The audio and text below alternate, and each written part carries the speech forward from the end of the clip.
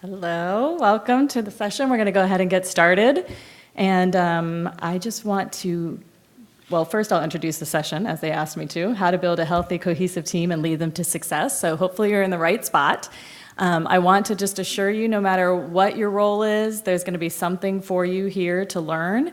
But I do want to just get a feel for the room. How many of you guys are currently leading a team? Perfect. You're in the right place. So hopefully, no matter how big of a team, this is going to really be applicable to you. So I'm just, glad that you're here. Hope you're in the right place. My goal is that there's going to be a lot of tangible, practical things that you can take back to your shops and implement. So first, I'll just start off by introducing myself. I'm Tracy Barrett. I'm one of the co-founders of a company called Navigate the Journey. We are a strategic planning and leadership development firm. We do a lot of team building. We do a lot of strategic planning, but we specialize in digital agencies. So we're used to your lingo, used to talking the talk with you guys, and we really, really love partnering with agencies for a number of reasons, which is I'll bring up several of those today. I do have a background in management, but also in psychology and strategic planning, so you're going to hear a little bit of that woven through the presentation today. Let me just give you a little bit of overview on how the session's going to go so you know what to expect. We are going to talk about where team dynamics fit in the big picture of your agency. We're going to talk about why a healthy team's even important. We're going to talk about what does it take to get a healthy team, and how do we get there from here, where you are today. What are some tips and some really practical techniques that you can take back and implement, no matter what stage or level that your team is at right now. And then next step questions that I want you to ask yourself and also bring back and ask your team to get you started on the process. So where do team dynamics fit in the grand scheme of things? At Navigate the Journey, our company, we like to go into agencies and look through 3 different lenses. So first is the company journey, which is pretty easy to get people to think about. We call it smart performance, where you're going to look at your operations, your strategy, the financials of your agency. And it does take everybody taking a breath, right? You guys are deep into the weeds of your day-to-day activity. And so we're there to kind of pull you out of it. And so is, the leadership team and you guys as leaders of your team to have to take a pause and look at the big picture. We also encourage people and you as leaders to think about your own journey. Where are you in your own development and growth as an individual? And for that, it does take some self-awareness. It does take taking time out to figure out who you are, what your own personal mission and vision is, and how does that fit in with the company, your own core values, and how do your own personal core values fit in with your company core value. And then there's a team journey, and that's primarily what we're going to be talking about today, is how does your team dynamics, your team performance fit in to the overall big picture? Is your team, fulfilled, happy? Is there clarity? Is there high morale? Are there minimal politics? Is it highly productive? And is there low turnover? Turnovers, we want to be in control of our turnover, so sometimes those are great indicators of where we are as a team. So why is any of this important? Why are you here? Why is this important to you? Why are healthy and cohesive teams very, very important to actually profits of a company?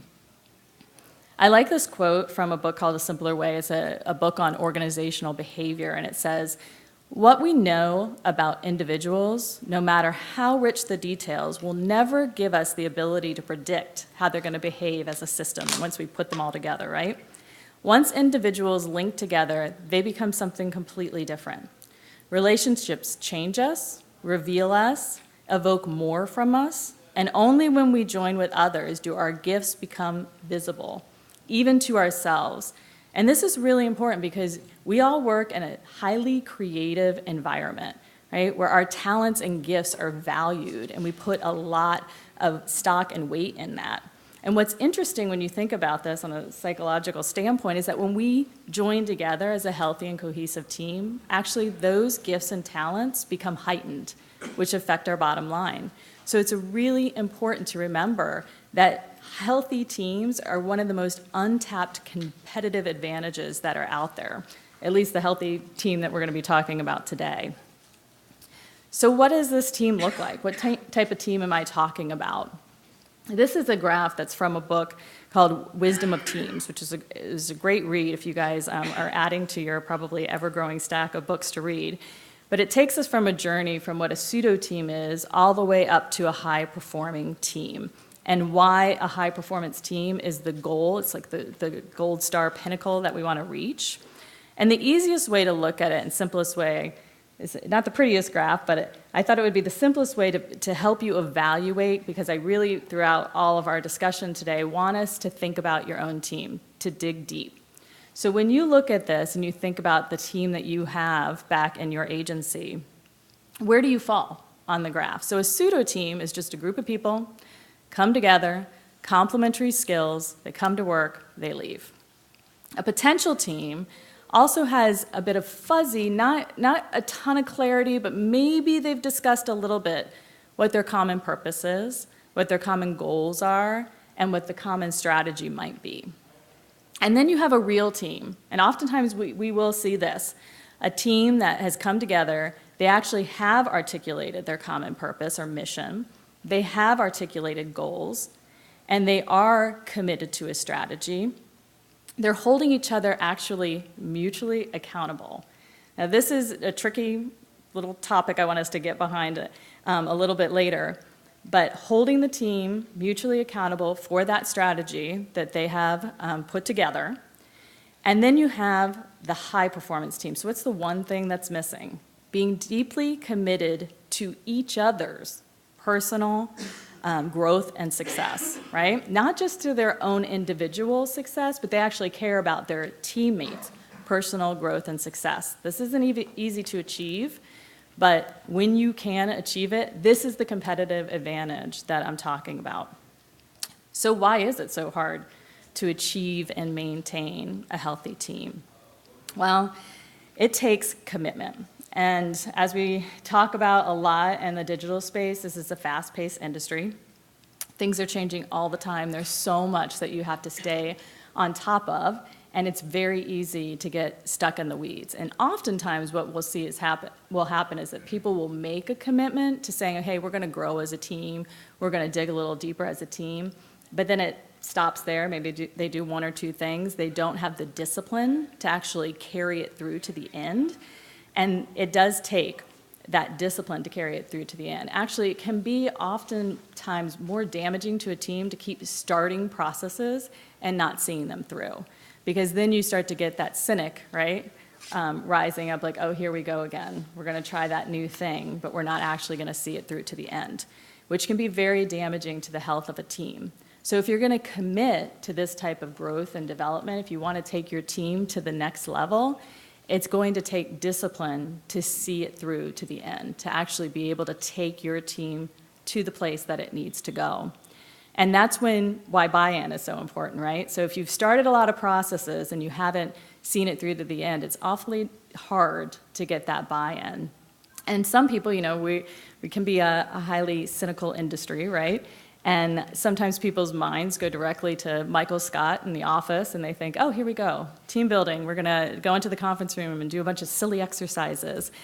So getting those cynics to turn around and actually understand the value of really getting the team to that next level is going to take buy-in. And it's going to take a lot of courage and persistence to get there. And courage, because this is a very human thing we're going to be talking about.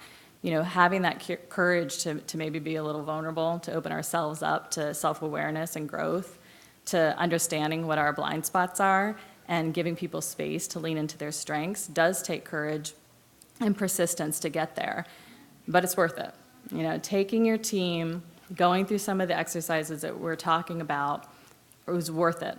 Because you are really going to get behind eliminating the politics that often plague organizations, the confusion that keeps us from moving the needle on things, that lack of clarity that can lead us to be much more productive and profitable. And one of the reasons that we love operating in the digital space is because so many digital agencies are really committed to doing good. They really want to make that connection with their users through what they create and the products and services that they create, and it's amazing. And we're often reminding them to start at home. You know, when you really invest in the people that you work in, and you really put that time and energy into the people you work in, you're actually creating great citizens that are coming out of your agencies. So it's worth it on so many levels, not just your bottom line, but that positive impact that you're having to the community around you and for the people that are working with you. And it is really, I say it so often, that leadership, leading any size team, is such a gift. And if we really look at it like a gift, sometimes it can feel like a burden. Sometimes it's really hard. People problems suck, right? You know, people are humans, and there's just so much conflict that can happen that can be exhausting and suck the energy out of us as leaders. But man, leadership is a gift. And if we can get behind it and really have the right mindset when we go into our workplaces, we realize that actually we're doing more than just developing and designing. We're actually having positive impacts on lives. So what does it take? What does it take to have a cohesive and healthy team? The model that I'm going to keep going back to today is Patrick Lencioni's 5 Dysfunctions of a Team. Another great book. Sorry, I just keep mentioning books for you to read, but this is another great model as a leader, man, getting behind the common dysfunctions that can plague a team. And here are the dysfunctions. Think about your own team and see if this sounds at all familiar. Having an absence of trust, so that fear of being vulnerable and going deep. A fear of conflict. Do you have artificial harmony going on in the workplace? A lack of commitment. Like there's not a full commitment going on the decisions that you make. The top 2 are like ones that we see most often when we go into digital studios, which is the avoidance of accountability, not holding each other accountable for what we have, the goals that we have set. And an inattention to results, collective results. Oftentimes we'll see a lot of commitment to individual results, but not those collective results. So what do we want to see?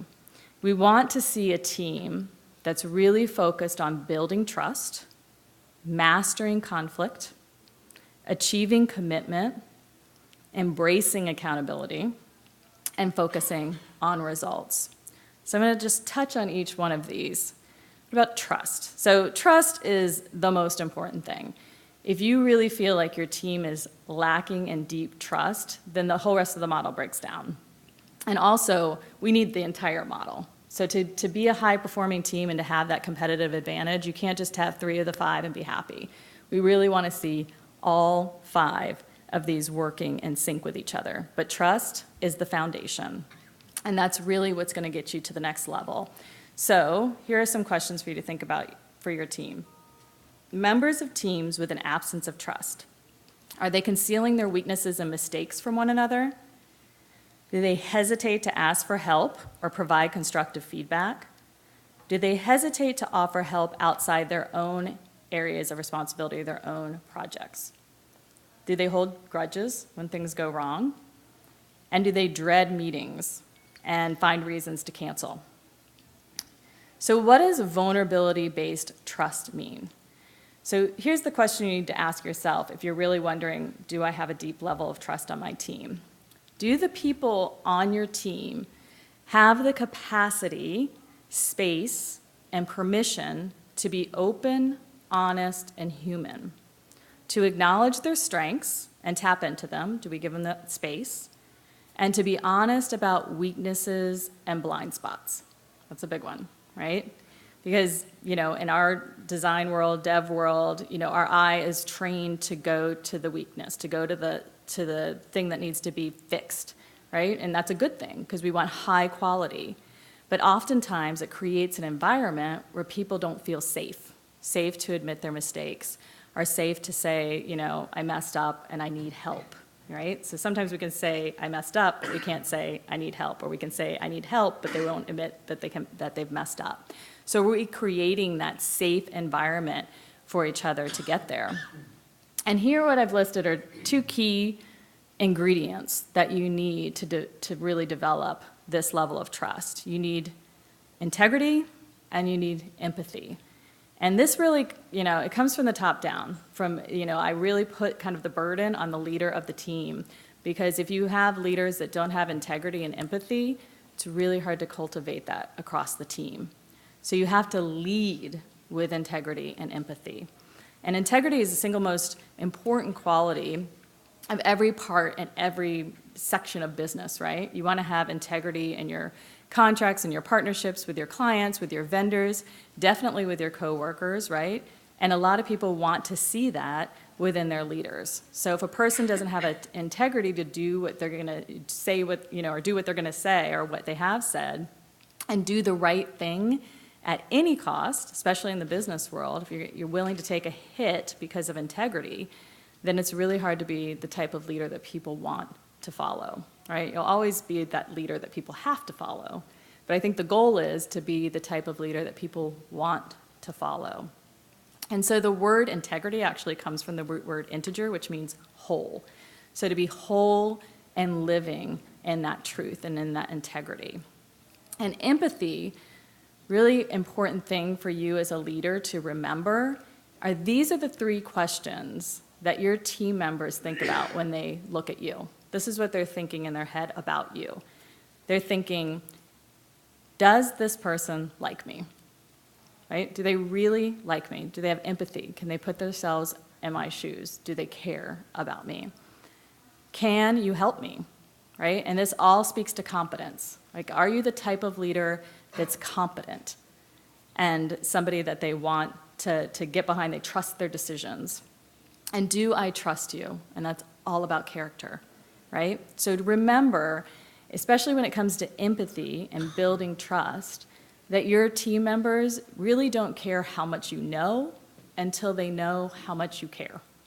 And that's a very key thing to remember, that you're going to get a lot further with your teammates, not by boasting about your knowledge or really trying to teach them something first, but by leading with empathy and leading out of that heart of trust. Second is conflict. If you have that firm base of trust, then you can get into a place of what I call healthy conflict, right? So I'm not talking about tension and dissension. We're talking about constructive ideological debate, right? So is there groupthink going on, right? Are there boring meetings happening? This is a really key indicator if you don't have healthy conflict on your team. Are people completely zoning out in your meetings? Is there an environment where there's heavy politics? People feel like they have to kind of really play by the political rules. Do you guys ignore controversial topics, especially as a leader? You want to skip that, you feel uncomfortable, you just brush it under the carpet. Do you fail to tap into all opinions because you really just want to get the decision made and move on? And is there a lot of time with people wasting time and energy posturing? So if any of those sound even remotely true, you might have an avoidance of conflict, of healthy conflict. And conflict can be uncomfortable. Like, nobody likes conflict. There's so many books that have been written on having hard conversations and getting through conflict, but it's necessary, right? Brene Brown has a great quote that says, you can choose courage or you can choose comfort, but you can't choose both.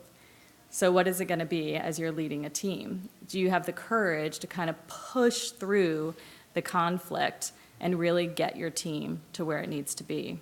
And that's going to take a high level of truth and humility, right? Speaking the truth, but in a humble way. And that is your combination that you need for conflict. And if you can have healthy debate, then you can get to a level of the commitment that you need. And commitment is, we're not looking for a unanimous consensus, right? For commitment, you need clarity around decisions, right? We need buy-in. And so if you are a team that's struggling with that type of buy-in, then you might be a team that has ambiguity about direction and priorities. You often could be watching windows of opportunity close because you're talking about things and analyzing things way too much. Unnecessary delay in making decisions, lack of confidence because of fear of failure, and that could come from the leader as well. You can see a lack of confidence because the leader is scared to make the decision because they don't want backlash, or they're scared there might be failure. You know, that imposter syndrome seeps in, where it's like, oh, well, if we fail or if we make this decision or if I make the call and something doesn't go right, then they're going to be able to see that I'm not the leader I should be, right? And oftentimes that can put the team behind. If you find that you're revisiting the same issues and the same discussions over and over again, then you can have this kind of lack of commitment that we're thinking about. So a team that debates and commits is a team that really everybody's voice is heard, everybody's opinion is given, but then the decision is made and you move on. And I put this on the leader. You have to lead, right? And leading, I'm not talking about managing, I'm talking about leading your team to a point of decision. So you need to hear your employees' voices, but then in the end, it's not, you can't sit around and wait for unanimous vote, right? And a full consensus. Somebody's got to pull the trigger. Somebody's got to make the decision and move the team forward for good or bad. So that's the type of commitment. And once you've made that decision, you need everybody to buy in. This is what we've committed to. This is the direction we're going to go, and we're going to move forward. And if you do that, then you can hold each other accountable. Because then you're able to say, like, look, we all agreed with this. I know that maybe it wasn't what you wanted to do, but in the end, we all agreed this was the commitment that we were going to make. And so we're talking about accountability that's not just coming from the leader. That's when leaders get really burnt out and exhausted. But we need to be training our teams to be holding each other accountable. And that's a new and different type of accountability that you don't often see. So if your team isn't holding each other accountable, you might see that there's resentment amongst team members that hold themselves to a higher standard. You might see that there's an environment that's encouraging mediocrity. Remember that it's not what we preach, it's what we tolerate. So you can stand up as a leader and say whatever you want, but if you're tolerating behavior that doesn't jive with what you've committed to, then that's really the thing that's ruling the day, right? You could be missing deadlines and key deliverables because you're not holding each other accountable. And then there's that undue burden that you feel as a leader. So if you feel pretty tired from carrying that weight, it could very well be because you're not holding each other accountable and you haven't empowered your team to do that and given them permission to hold each other accountable. But the enemy of accountability is ambiguity. So if there are things that are unclear, people aren't sure of the decisions that have been made and those decisions haven't been said over and over again and made clear, then you're killing your opportunity to hold people accountable. There needs to be clarity. And then you can have attention to results. So a great team focuses on results, not just the owner or the CEO or the leader of the team. So if your team is not focusing on results, this is what you might be feeling. There might be you've stagnated, you're failing to grow. You've stopped defeating your competitors. You're starting to see competitors actually winning projects that you should be winning. You're losing achievement-oriented employees. So how many times are you seeing people that you really love walk out the door? Becoming increasingly siloed, or you're finding that people are easily distracted. So what we want to do is shift from siloed thinking to team thinking, where we're all focused on team results. So how do we build this healthy team with these behaviors, right? So how do we get all 5 of these behaviors? So again, we want to start with trust and building trust as the foundation. And one of the things to remember is we really have to get to know each other on a deeper level to build that kind of trust. I always use the example of the social psychology term fundamental attribution, which is it's kind of a popular idea that people tend to attribute other people's negative behavior to their character, but their own negative behavior they attribute to like things going on around them or their environment. So for instance, I'm driving to work and somebody cuts me off, I'll say, gosh, what a jerk. But then if I'm driving to work and I cut somebody off, I'm like, oh, I didn't mean to do that. I dropped my phone, or I was thinking about something else, or you're in my blind spot. I immediately don't call myself a jerk. I start talking about my environment. But if I see somebody cut me off and I know that person, I say, oh, it's Bob, silly Bob. He just cut me off. I'm going to, so I know him, right? So I'm giving him the benefit of the doubt. And that really builds trust, is knowing each other on a deeper level. And one of the ways that's really helpful in getting to know each other better at work is purposeful learning. So purposeful learning is when you're bringing your team together and you're learning about each other on a different level. You're learning about strengths, you're learning about how people communicate, gaining a deeper understanding about each other's blind spots. Oftentimes, when it comes to communication, we can be kind of two ships passing in the night. So I'm going to give you, we're going to do a fun little exercise, and that you guys can take back to your teams as well, on communication, on how we actually think and how that thinking affects how we process things, okay? So some of you have paper, which you can use, but if you have your phone, you can use this too. So I'm going to ask you 6 questions. This is called thinking wavelengths. So prepare yourself. Don't overthink it. I want you to write down or put in your phone the first number that comes to your head with each question that I ask you, okay? So on a scale of 1 to 10, write down your relationship to risk. So a 1 is going to be somebody who's very risk adverse, going to push back, lose sleep over risk. A 10 is going to embrace risk at the snap of a finger, loves risk, doesn't lose sleep, no big deal. A 5 somewhere in the middle, and you can be any number from 1 to 10. And think of yourself as a whole. This doesn't just have to be at work, it's just who you are as a person. How do you feel about risk? Okay, got your number? Second number you're going to write down. On a scale of 1 to 10, identify your relationship to change, right? So 1's going to resist change. They're going to tell me all the reasons why things shouldn't change, they don't like change. A 10 loves change. Actually, they'll change things even when they shouldn't change things, right? And a 5 somewhere in between. So write down your number between 1 and 10. Next is about how many variables, concepts, or ideas that you can have swimming around in your head before you kind of go on tilt. So this isn't multitasking, because all the women are like 10, because we can have a million things. This is ideas or concepts that you can have in any stage of your head. So somebody who's a 1 would have just maybe a couple fish, if the fish were ideas, and there was a fishbowl on your head. They'd maybe have a couple fish swimming around and be happy. A 10 could have a whole school of fish thinking about a million different ideas in their head and be happy. And a 5 somewhere in between. So then the 4th number you're going to write down is logic. So a 1, to rip off the Band-Aid and go there, you have to push through. And one of the ways that you can do that is really making sure you have structure and people know what to expect going in. So you have tactical meetings that you might have weekly where you're going to have issues that you discuss or identify, discuss, and solve and move on. And the leader is going to make sure a decision is made. And if you can't make a decision because you're missing the right information, you're going to park it, come back to it next time. But when people start to see, like, look, we have an agenda, we're going to stick to it, this is the process, I know what to expect, you're going to have more engaged employees. There's nothing that's more frustrating than when you get everybody, especially if you're a remote team, right? It's really hard. You can see everybody checking Slack or emailing when you're on a video conference and you're just like, what is happening? If you are really sticking to the time and sticking to the agenda and you're saying to people like, look, this is another area we're going to hold each other accountable, you're all in, or there's going to be issues. Like, we have to be all in these meetings, and those tactical meetings are really important.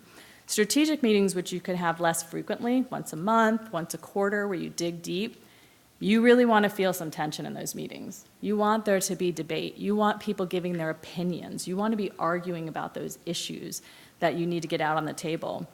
So you want to make sure that people understand that this is a safe environment. We're going to allow for this to happen. You as a leader are going to make sure you're facilitating it properly. And it's not going to be contentious, and we're going to be safe, and a safe environment means we're going to be respectful of each other. But we're going to debate things, and it's going to be okay because we have trust. And so we trust each other, and we know that we care about each other, so we can have these debates. So when you create that environment as a leader, you can let people really enter into these strategic, tough conversations we need to have to move the needle. And then having off-site working retreats, you know, at least once a year, where you're getting the team off-site and you're talking about things like mission and vision and values and goals, and you're putting, setting the stage for really holding each other accountable is really, really important. So moving your team beyond that into what you can commit to, and that's what we're talking about here, mission, vision, and strategy. hopefully your company, I don't know if some of you are owners or on the leadership team for your agency, if you don't have this nailed down, it's really hard to hold people accountable and really start measuring results. So your mission is your why, the whole start with why, the whole golden circle. This should be, as a leader, should be sitting on your desk. This should be, we need to figure this out and reevaluate it. So do you know your mission? Do you know your why? That's your filter for everything, your filter for making decisions. It's beautiful, So if this doesn't fit with our mission, we're not going to do it, because it can be shiny and attractive, and we might want to chase after it, but, it doesn't fit our mission. And you need to have that filter, especially in this arena of just tons of innovation, tons of, it's just like, the movie Up, the squirrel. Like, there's so many visionaries, that work in this industry, and they're just chasing the squirrel all the time, and you have to, keep yourself focused. This is your formula for focus, is having a mission, sticking to that why. The vision's your where are we going? People want to know where they're going, and then your strategy is how you're going to get there. So there's a great Harvard Business Review article called Being Happy at Work. And there were 3 things that this research team spent so much time developing, the 3 things that people want at work that make them happy. One was a meaningful vision of the future. The second was a sense of purpose. And the third were great relationships.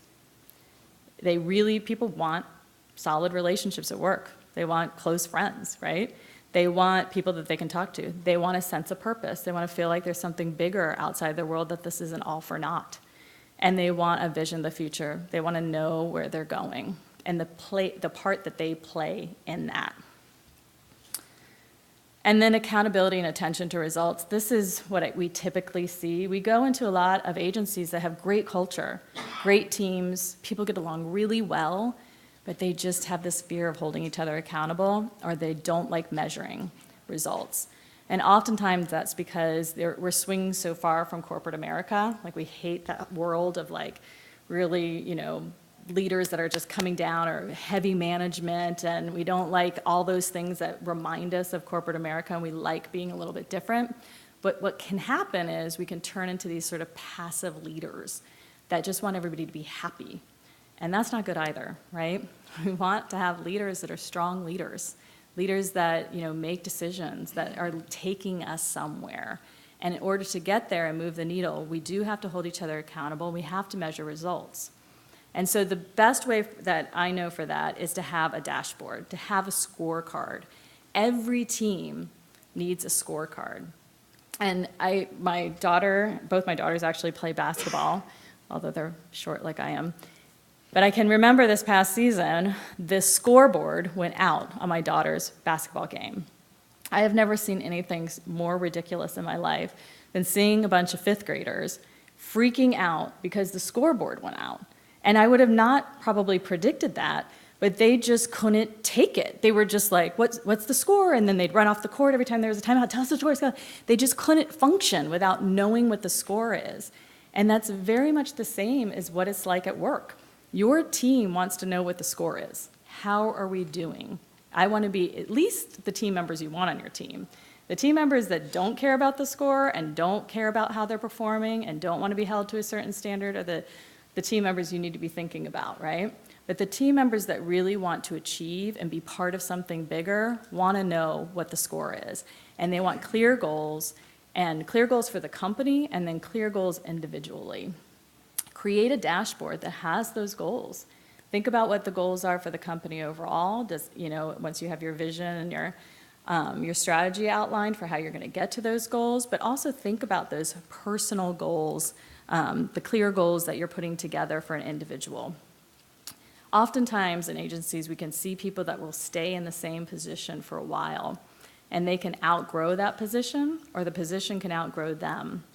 And if you really want to develop your team members and you want to make sure that they're growing, you're going to want to analyze that from time to time. Are people in the right role with the right responsibilities? Are they growing? And does it fit where we're going as a company? And for that, you do need to evaluate. So lastly, what questions do we need to ask ourselves moving forward? As you guys go back into your world and you start, creating again, what are the questions that you can ask of your team and of your company and of the other leaders that you work with? First, evaluate your agency. Start through the lens of the company. Does your agency have a clear and compelling mission that the team can get behind? Or is it fuzzy? Do you have articulated and defined core values that you can measure your team members against? There's nothing like core values to really hold up when you're looking at those performance reviews. Is there a clear vision and direction for the agency? And do the members on your team know the part they play in that vision? Are they clear? Do they feel that sense of purpose? Do they know that you want them? You have to say that vision as a leader over and over and over again, at least 7 times before somebody hears it. I've yet to go into an agency where somebody on the team says, man, my leader talks way too much about the mission and the vision. The leader, though, thinks they do. Every time they'll say, oh my gosh, I think I just talked about it way too much. So there's that missing gap there. It's too often than not, you're not saying it enough. So does everybody know the strategy, how to achieve the vision, and the part they play? So again, my favorite circle, I want you to take this home. Evaluate your team. So how does your team assess on the 5 behaviors? You can actually take an assessment. I'll show you a picture of one in the next slide, where you can measure, you ask your team a few questions. So the 5 dysfunctions that we talked about, you can do a survey where you ask several questions on all of these levels, and you can get a score for how your team is doing on each level, on trust, conflict, commitment, accountability, and results, and it'll tell you where you're weak. So it's often a little different than what you might guess. All right, so where does the team fall out on personality style? How well are you communicating with each other? Do you have some concrete thinkers that are having a hard time with the abstract thinkers and vice versa? Do you have some behavioral styles that just aren't gelling and you don't know how to get it behind it? You can get behind it, it's possible. So are you clear, cohesive, and productive? Is there collaboration going on? Another issue we see with a lot of teams is that desire to work independently. So there's just a lot of people that really value their independence, like creating and working independently, and just don't like collaborating. So measuring that, getting behind that. And then are your people having fun? Are there relationships happening? Are they gelling? So this is what results will look like if you do a 5 behaviors team survey. And it's really cool to look at where you might be lacking and where you're doing really well, and then understanding what you can get behind. And that'll help craft the type of purposeful learning that you need to do. So if you're low on trust, you'd know what kind of exercises to do and so on and so forth. But it's a really, really handy tool to get behind what you might be missing. And then lastly, as a leader, and you guys, I think almost everybody raised their hand that they're leading teams, you need to take a breath and a step back at some point and evaluate your own journey. Where are you on your own journey as a leader? Again, because it is such a gift to lead, and because whether you know it or not, you're having an impact on every single person that reports up to you or that works on your team, you have to become somebody who's committed to becoming self-aware. And being self-aware and going through the process of assessments and really getting behind, whether it's a 360 or whether it's just doing an assessment so you can learn more about yourself, sometimes can be a scary process. Sometimes it's hard to just ask our team, where am I lacking? What am I doing good that adds to the team? And what am I doing that's detracting from the team? It's a hard question to ask, but if you really want to grow as a leader, you can gain a lot of respect when you start asking your teammates those types of questions and then becoming better and growing. My hope is that I'm on my deathbed at whatever age and I'm still growing. I'm never going to get there, right? So how are we pushing ourselves in that way? Do we really understand our strengths and blind spots? Go on the internet and Google Strength Finders and take a Strength Finders so you're able to articulate and understand what your strengths are, and then getting behind those blind spots. Do you have a personal mission and vision for yourself? Oftentimes we just talk about it for companies or organizations or teams, but we don't talk about it for ourselves. And you can actually think about what's your own personal mission and vision, and does it jive with the job that you're at? And do you have personal core values? It's not hard to sit down and kind of scope out, what are the things that mean the most to me? What are the core values, and do they match the company that I'm with right now? Is that a right fit for me? Is something rubbing up against my core value? If something really bothers you or a person bothers you, it's usually because they're rubbing up against one of your core values. So do you care about the health of the team, and do you communicate that way? And are you aware of how others perceive you at work, positively or negatively? The last little assessment I'll toss out there is an EQI. Emotional intelligence, you guys have probably heard the phrase, it's hot topic right now, but man, nothing can get behind what your strengths and your blind spots are, like understanding how you come out on an emotional intelligence EQI assessment. It is amazing. It looks at 5 different scales, and then there's subscales within those composites, and you really can get behind, how you, it's a self-assessment, so it's really how you perceive yourself and how others may be perceiving you. And where are you strong and where are you weak? Are you a strong problem solver and very objective, but you're kind of lacking in empathy, or your interpersonal relationships aren't as strong as they should be? And that is a great first step in really self-awareness and really going deep as a leader. So if you want information on this, you can see me afterwards, and I'll tell you how you can have an EQI. So those are the 3 journeys and I know it's a lot, and you probably feel overwhelmed a little bit as a leader, but again, I think it's fun. I think team dynamics are amazing, and it's kind of, if you want to take a break from the being in the weeds and pull back and look at the big picture, this is a really, really fun and simple way of kind of the checklist of the things that you need to think about. So any questions? Yes. What are the special considerations when leading a team of millennials? Oh, yes. Well, millennials are, there's so much written about millennials. One of the first things I like to say, because I think that so much has been written, and some of it's true, and some of it is that us, an older generation, forget what it was like to be in our 20s. So some of it is simply, just there's more out there, there's more social media, and that can be an issue when you're inundated, and oftentimes we forget how idealistic we were when we were in our 20s as well.